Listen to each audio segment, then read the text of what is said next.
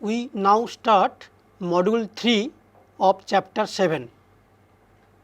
The title of this module is Uniqueness Theorem and its applications.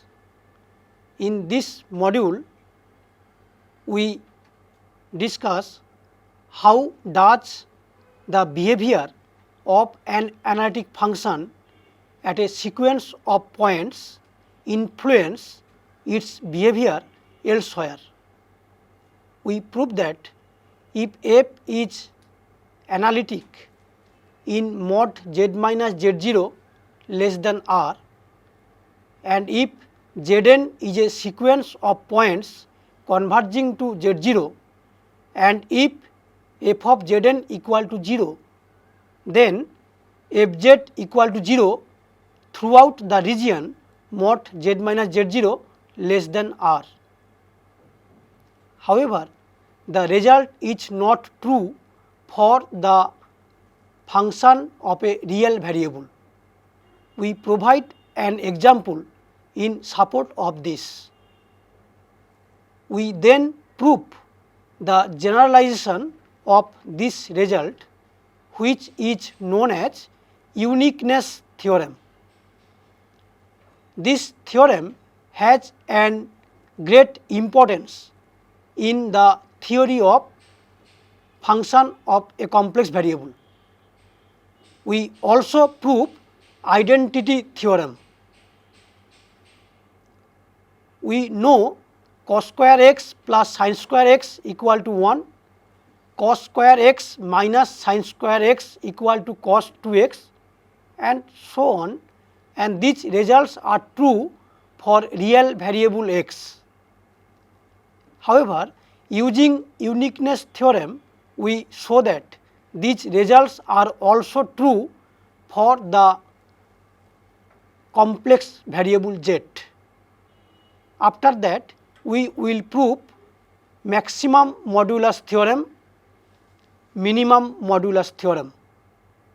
At last, we will provide some example relating to this module. We now go to our presentation. So, we now start uniqueness theorem and its applications. So, first we prove a result. Suppose fz is analytic in the disk mod z minus z0 less than r, and that Zn is a sequence of distinct points converging to z0. If f of Zn equal to 0 for all n belongs to capital N, which is the set of all natural number, then fz is identically 0 everywhere in mod z minus z0 less than r. So, since fz is analytic in the disk mod z minus z0 less than r, we have fz equal to a0 plus summation k equal to 1 to infinity a k into z minus z0 to the power k, where modulus z minus z0 is less than r. The function fz being analytic in the region mod z minus z0 less than r, it is continuous at z0. Therefore, f of Zn tends to f of z0 as Zn tends to z0. So, we obtain limit n tends to infinity f of Zn equal to 0 equal to f of z0 equal to a0. So, we may write fz equal to z minus z0 into a1 plus summation k equal to 2 to infinity a k z minus z0 to the power k minus 1. Replacing z by Zn and dividing by Zn minus z0, we obtain from above limit n tending to infinity f of Zn by Zn minus z0 equal to 0 equal to a1, since f of Zn equal to 0 for every n. Proceeding similarly, we obtain fz equal to z minus z0 square a2 plus summation k equal to 3 to infinity a k into z minus z0 to the power k minus 2. so that limit n tending to infinity f of zn by zn minus z0 square is equal to 0 equal to a2. Now an induction shows that ak equal to 0 for all k. This proves the theorem. Now we prove a corollary. Suppose fz is analytic at a point z equal to z0, then either fz is identically 0 in some neighborhood of z0, or there exists a real number r such that fz not equal to 0 in the punctured disk 0 less than mod z minus z0 less or equal to r. Proof: if possible, we may assume that no such r exists. Then in every punctured disk 0 less than mod z minus z0 less or equal to 1 by n, there exists a point zn such that f of zn equal to 0. Since zn tends to z0, an application of theorem 1 shows that fz must be identically 0 in some neighborhood of z0. This proves the corollary. There is no real variable analog to this corollary.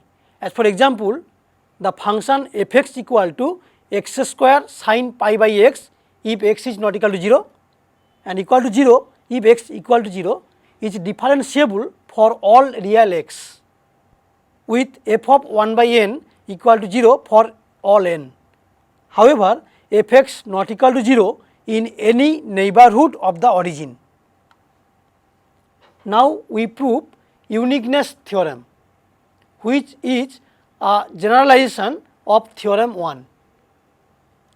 Suppose fz is analytic in a domain D and that zn is a sequence of distinct points converging to z0 belongs to D. If f of zn equal to 0 for all n belongs to the set of all natural number, then fz is identically 0 everywhere in D.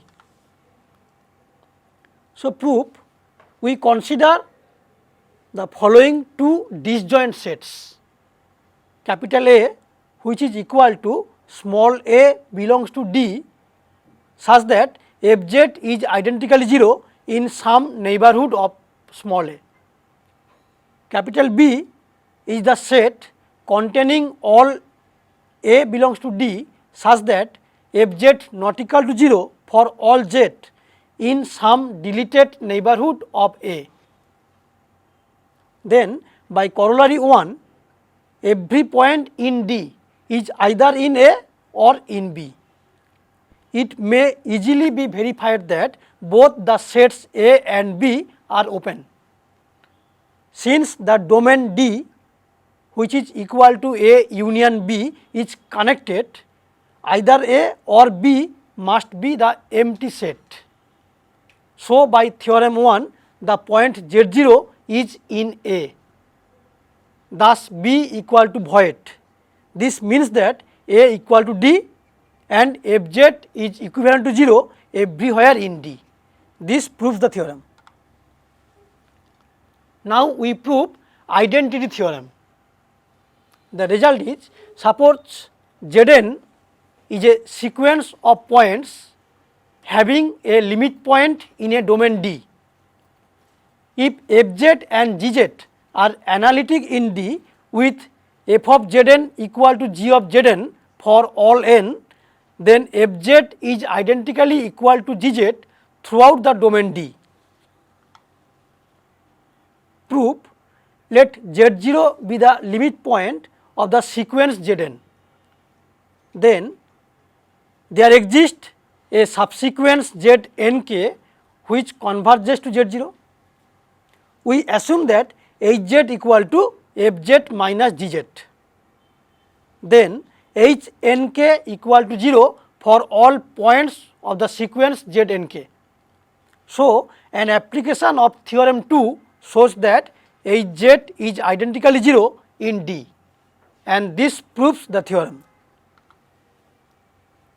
So, note the requirement that the limit point z0 be in the domain of analyticity is essential. The non-constant function fz equal to e to the power 1 by 1 minus z is analytic in mod z less than 1, but not at the point z equal to 1. For zn equal to 1 minus 1 by 2n pi I, we have e to the power 1 by 1 minus zn is equal to 1. Note that zn tends to 1 as n tends to infinity, a point at which fz is not analytic. Another note, Cauchy integral formula tells us that the behavior of an analytic function on a simple closed contour determines its behavior inside of it. The identity theorem tells even more. It says that the behavior at any sequence of points inside or on the simple closed contour determines the behavior of the analytic function at all points of the domain. Now, we consider an example so that cos square z minus sin square z is cos 2z for all z belongs to C. We consider the function fz equal to cos square z minus sin square z minus cos 2z. The function fz is analytic in the entire complex plane and also on the real line. We see that cos square x minus sin square x equal to cos 2x is an identity which is true for all real x. Thus, fz is identically 0 for all real z. Therefore, by uniqueness theorem, fz is identically 0 for all z, and hence cos square z minus sin square z equal to cos 2z for all z belongs to C. Now, we consider another example. Does there exist a function fz analytic in mod z less than 1 and satisfying f of 1 by 2n equal to f of 1 by 2n plus 1 equal to 1 by 2n, where n equal to 1 to etc. Solution: the function fz equal to z is analytic and satisfies the condition f of 1 by 2n equal to 1 by 2n.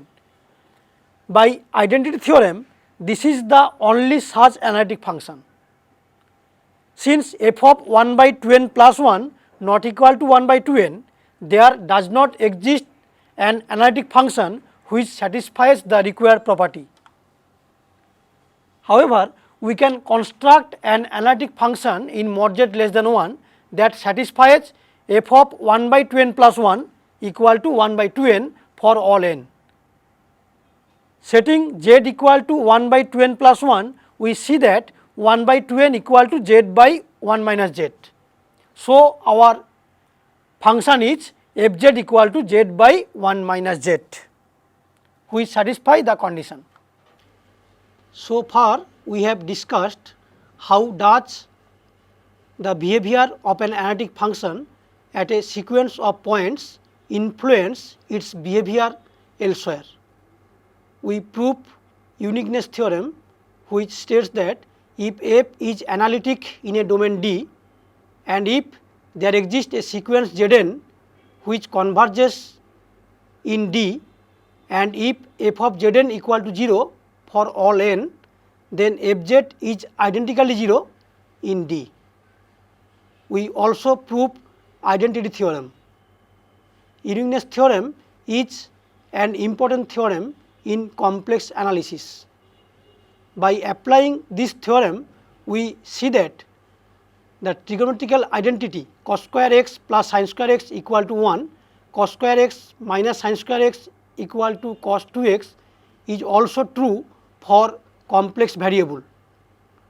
Now, we prove two important results known as maximum modulus theorem and minimum modulus theorem. And at last, we will provide some example relating to this module. We now go to our presentation. So, we now state maximum modulus theorem first form. If fz is analytic in a domain D, then mod fz cannot attain a maximum in D unless fz is constant.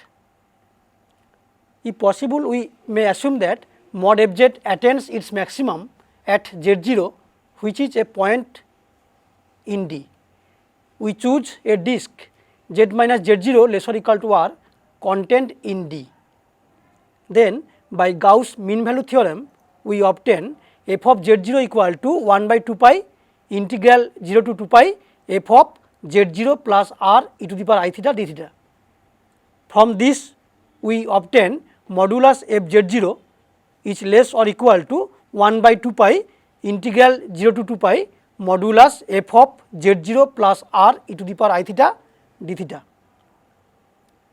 By our assumption, modulus f of z0 plus r e I theta is less or equal to modulus f z0, and therefore we obtain 1 by 2 pi integral 0 to 2 pi modulus f of z0 plus r e I theta d theta is less or equal to 1 by 2 pi 0 to 2 pi modulus f z0 d theta, which is equal to modulus f of z0.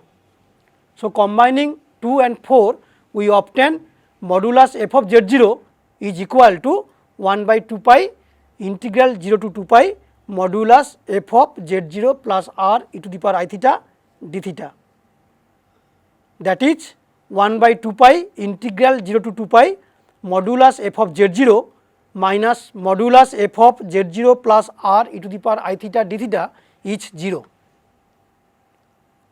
By 3, the integrand is non-negative, and so we obtain modulus f of z0 plus r e to the power I theta is equal to modulus f of z0 whenever theta lies in between 0 and 2 pi, including both boundary points. Hence, mod fz equal to mod fz0 for each z on modulus z minus z0 equal to r. Since r is arbitrary, modulus fz equal to modulus fz0 for all points inside and on mod z minus z0 equal to r. Since an analytic function with constant modulus in a domain is constant in that domain, fz is constant on mod z minus z0 less than r. Therefore, by identity theorem, it follows that fz is constant in the whole domain.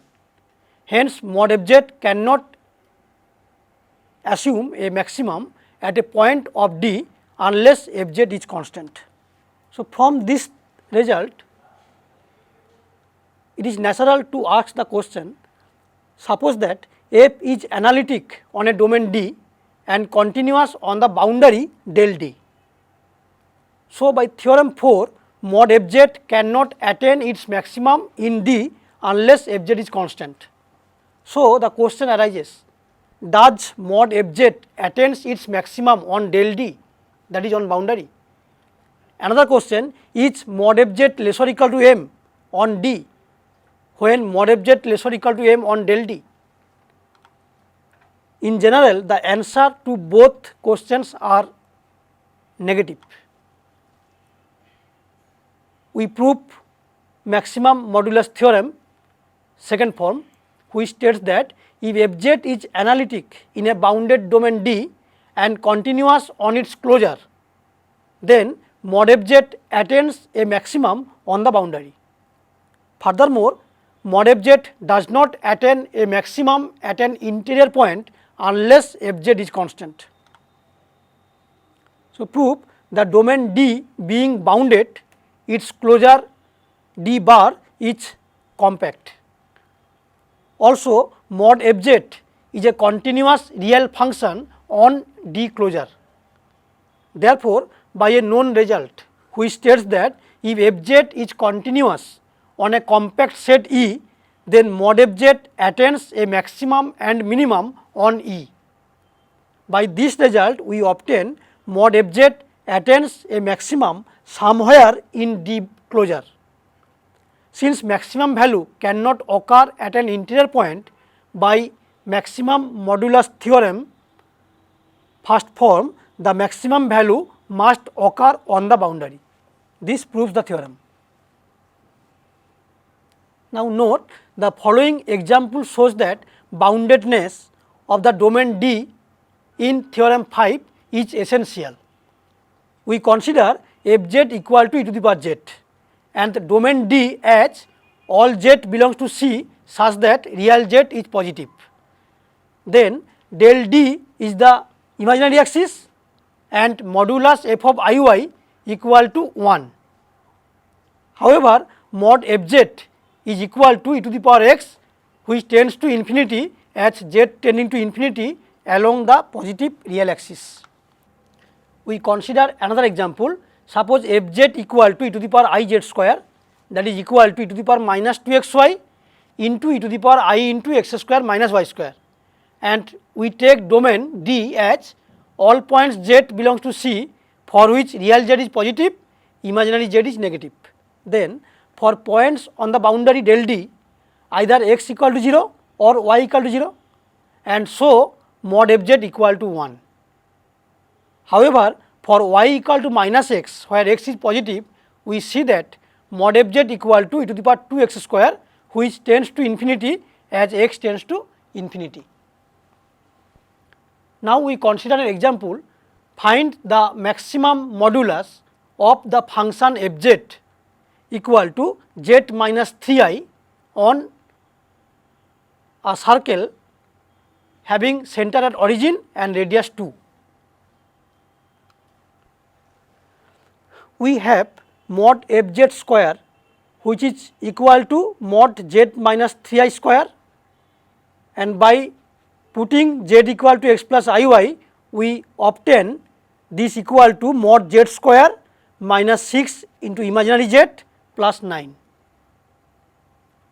By the second form of maximum modulus theorem, maximum of mod fz on mod z less or equal to 2 occurs on the boundary mod z equal to 2. Therefore, on mod z equal to 2, we obtain mod fz equal to root over 13 minus 6 imaginary z. The last expression attains its maximum when imaginary z attains its minimum on mod z equal to 2, that is at the point z equal to minus 2i. Thus, we obtain maximum mod fz is equal to 5.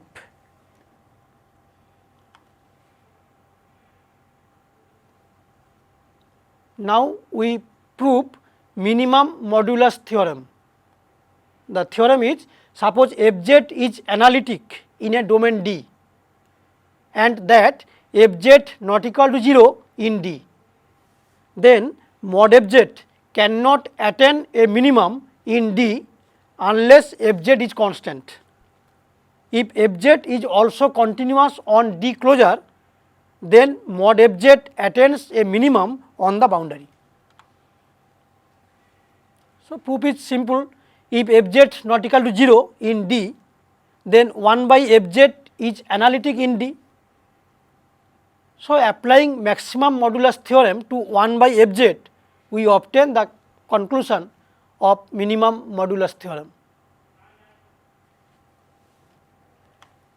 We consider example, locate and name all the singularities of sec 1 by z in the finite complex plane and determine whether they are isolated or not.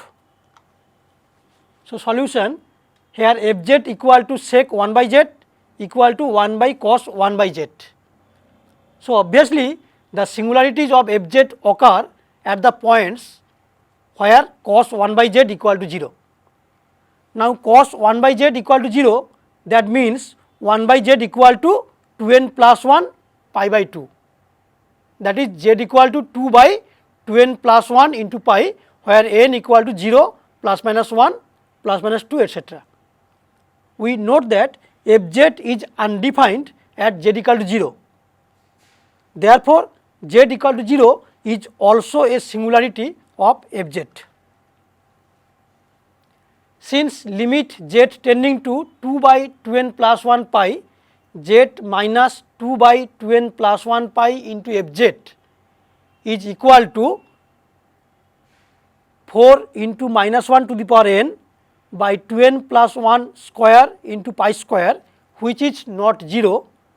Fz has simple poles at z equal to 2 by 2n plus 1 pi, where n is 0, plus minus 1, plus minus 2 and so on. We note that these poles are located on the real axis, and it is possible to surround all these poles by circles of sufficiently small radii which contains no other singularity of Fz. Therefore, these singularities are isolated.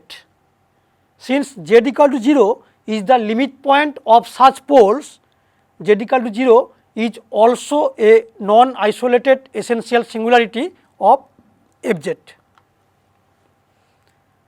Another example, find the maximum and minimum values of the function Fz equal to e to the power z by z on D closure equal to 1 less or equal to z less or equal to 2. So, solution, we put z equal to r e to the power I theta. Therefore, on mod z equal to r, we have mod Fz equal to e to the power r cos theta by r. The maximum value of mod Fz occurs when cos theta equal to 1 and minimum value occurs when cos theta equal to minus 1. Therefore, maximum of mod Fz on mod z equal to r equal to e to the power r by r, and minimum of mod Fz whenever mod z equal to r is equal to e to the power minus r by r. We note that the maximum value occurs at theta equal to 0, while the minimum value occurs at theta equal to pi. In particular, we obtain maximum of mod Fz when z belongs to D closure is equal to e square by 2, and minimum of mod Fz when z belongs to D closure is equal to 1 by 2 square. At the end of this module, we came to know about uniqueness theorem, identity theorem. We also came to know maximum modulus theorem in two form, and also minimum modulus theorem. We also provide some example relating to this module. For more problem, you can see the self assessment part of this module. You can also see any reference book for more details. This ends module 3 of chapter 7.